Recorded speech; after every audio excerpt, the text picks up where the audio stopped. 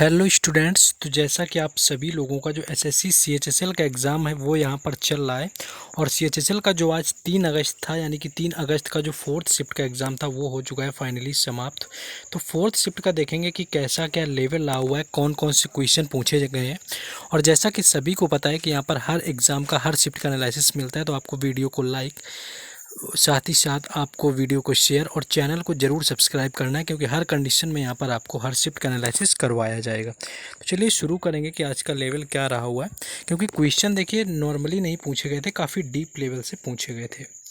एक क्वेश्चन आपका आया हुआ था, ये तो खैर नॉर्मली क्वेश्चन था जो कि एसएससी में पूछा जाता है कि जो लुई नागानी है त्यौहार किस राज्य में मनाया जाता है। अगर लुई नागानी की बात करें तो ये पहले भी पूछा जा चुका है एग्ज़ाम के अंदर। एसएससी के जितने भी एग्ज़ाम हुए हैं 4 से 5 बार क्वेश्चन आया हुआ है। तो मणिपुर जो है इसका राइट आंसर हो जाएगा। मणिपुर का त्यौहार है लुई नागानी। और अगर इसकी बात करें कि ये कब मनाया जाता है तो ये बीज बोने का त्यौहार होता है लुई नागानी। इसके साथ साथ बात करें तो भारत के मणिपुर राज्य में मनाया जाता है। उसके साथ साथ बात करें नागा जनजाति के द्वारा इसका आयोजन किया जाता है। नेक्स्ट क्वेश्चन देखेंगे। नेक्स्ट जो क्वेश्चन यहाँ पर आपका पूछा गया था, यहाँ पर आया हुआ था एक, यहाँ पर फिडे चेस टूर्नामेंट से पूछ लिया गया था। जो फिडे चेस टूर्नामेंट है, फिडे जो चेस का टूर्नामेंट हुआ था शतरंज का, उसका ग्रैंड मास्टर कौन था, यानी कि किस ग्रैंड मास्टर ने उसको जीता हुआ था। तो इसकी बात करें तो जो शतरंज में विश्व चैंपियनशिप हुई थी, इसका निर्धारण करने के लिए विश्व शतरंज चैंपियनशिप खेली जाती है, जिसका वर्तमान विश्व चैंपियनशिप में किया जाता है। जिसके तहत अगर बात करें तो 2023 के जो विश्व शतरंज चैंपियनशिप हुई थी, इसके अंदर क्या था कि अपने जो इयान जो यहाँ पर रहे हुए थे, यानी कि इयान नेपोनियानची को हराया हुआ था। पिछले विश्व चैंपियन में मैग्नस कार्लसन रहे हुए थे, इन्होंने अपना खिताब अपने नाम किया हुआ था। यानी कि जो पिछला विश्व चैंपियनशिप हुआ था इसको मैग्नस कार्लसन के द्वारा जीता गया था। नेक्स्ट क्वेश्चन आगे हम लोग देखेंगे। नेक्स्ट एक क्वेश्चन यहाँ पर हिस्ट्री से रिलेटेड आया हुआ था, थोड़ा सा डीप क्वेश्चन था। अगर ज़्यादातर लोगों ने नहीं किया होगा कि जो जयमल थे और एक पत्ता नाम के व्यक्ति थे, इन्होंने किस में अकबर से कौन से किले को बचा रहे थे। अकबर से किले की बात करें, किस किले को बचा रहे थे, तो अकबर की सेना ने चित्तौड़गढ़ दुर्ग पर हमला किया हुआ था, जिसमें क्या था, तो यहाँ पर क्या था कि 8,000 जो राजपूत थे इन्होंने और 40,000 किसानों ने घेराबंदी कर ली हुई थी। तो यहाँ पर पूछा गया था कि अकबर से कौन से किले का बचाव कर रहे थे जयमल और पत्ता। तो यहाँ पर बात करें तो 8,000 जो राजपूत थे इन्होंने चित्तौड़गढ़ किले को यहाँ पर बचाया हुआ था अकबर के खिलाफ। तो चित्तौड़गढ़ जो किला है इसका राइट आंसर हो जाएगा।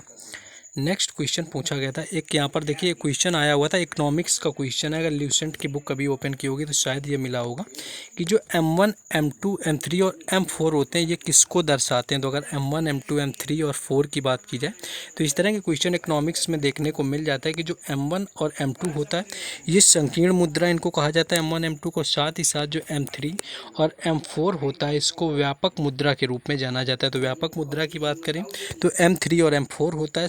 संकीर्ण मुद्रा जो होता है वो M1 और M2 होता है। नेक्स्ट क्वेश्चन देखेंगे हम लोग आगे। नेक्स्ट क्वेश्चन जो यहाँ पर दिया हुआ है कि 1860 में किस वैज्ञानिक ने ताप और आयतन का नियम दिया हुआ था, इनकी बात कर लें तो देखिए यहाँ पर कुछ गलत हो सकता है, क्योंकि ताप और दाब से जो रिलेटेड यहाँ पर नियम दिया गया था वैज्ञानिकों के द्वारा। तो पहला था तो 1662 में दिया हुआ था, जो कि रॉबर्ट ए ने दिया हुआ था, जिनके द्वारा क्या था कि बायल का नियम खोजा गया था, जिसके तहत बताता है कि एक निश्चित तापमान पर गैस का आयतन गैस द्वारा लगाए गए दाब के व्युत्क्रमानुपाती होता है, यानी कि गैस के दाब के व्युत्क्रमानुपाती होता है। ये 1662 में दिया गया था बायल के द्वारा।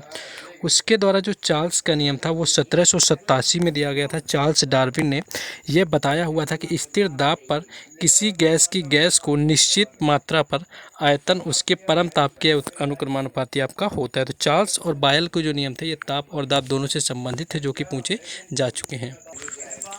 नेक्स्ट एक जो क्वेश्चन पूछा गया था कि देखिए कुमकुम धर से कुछ पूछा गया था, तो एग्जैक्ट ये क्वेश्चन नहीं मिल पाया कि जो कुमकुम धर था वो किस नृत्य से संबंधित। अगर कुमकुम धर की बात करें तो कुमकुम धर जो था यहाँ पर ऐसा कुछ मिल नहीं पाया कि किस नृत्य से संबंधित है। बाकी अगर कुम्मी की बात करें तो कुम्मी जो होता है केरल तमिलनाडु का एक लोकप्रिय नृत्य होता है। कि अगर कुम्मी नृत्य पूछा जाए कि किस राज्य से संबंधित है तो इसका जो संबंध है वो यहाँ पर किससे, तमिलनाडु और केरल से आपका संबंधित लोकप्रिय नृत्य आपका होता है। नेक्स्ट आगे क्वेश्चन देखेंगे। नेक्स्ट क्वेश्चन देखिए रिपीटेड क्वेश्चन आया हुआ था, एसएससी का मोस्टली रिपीटेड क्वेश्चन होता है, कई बार पूछा जा चुका है कि जो गुलाबो सपेरा थी इनका संबंध किस नृत्य से था। ये कई बार क्वेश्चन पूछा जाता है।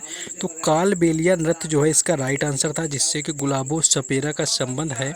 और उसके साथ साथ क्या था कि गुलाबो सपेरा की जो कहानी है सामाजिक दबाव के सामना करने की यहाँ पर दृढ़ता की कहानी होती है। तो गुलाबो सपेरा का कई बार पूछा गया।